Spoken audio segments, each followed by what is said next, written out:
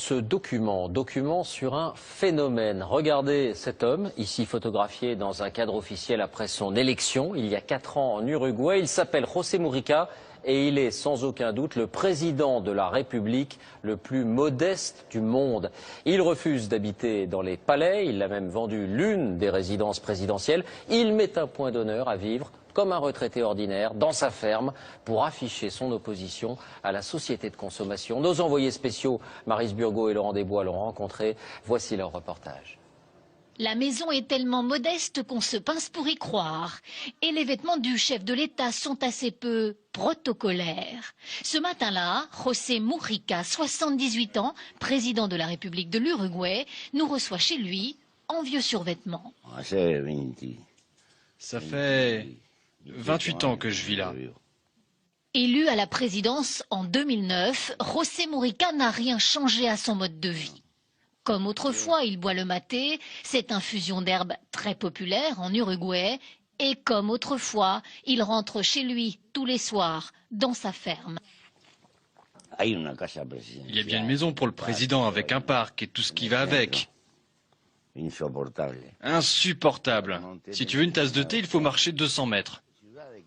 En Uruguay, le président reçoit un salaire mensuel de 9 000 €. Mujica n'en accepte que 1 000. Le reste est reversé à l'État.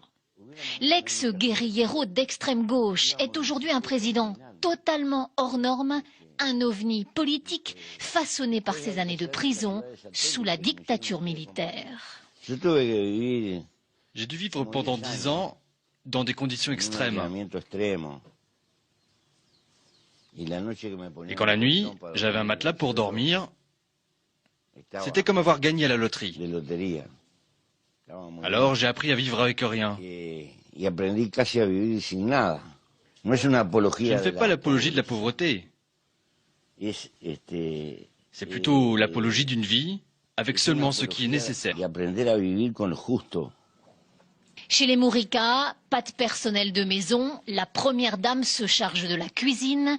Le racetisme n'est pas une façade. Ils prônent aujourd'hui tous les deux un socialisme matiné d'économie de marché et ils sont d'accord sur la place du couple présidentiel. Il y a eu des femmes de présidents qui ont joué ce rôle de première dame, mais moi je travaille, j'ai été élue sénatrice.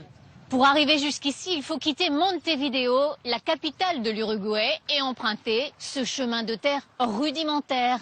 Entre deux obligations présidentielles, Mujica donne volontiers un coup de main à ses voisins cultivateurs.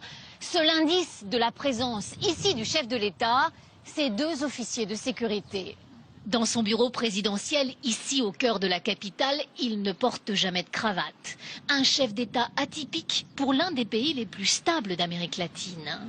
L'Uruguay affiche aujourd'hui une croissance économique honorable et un taux de chômage à moins de 6%.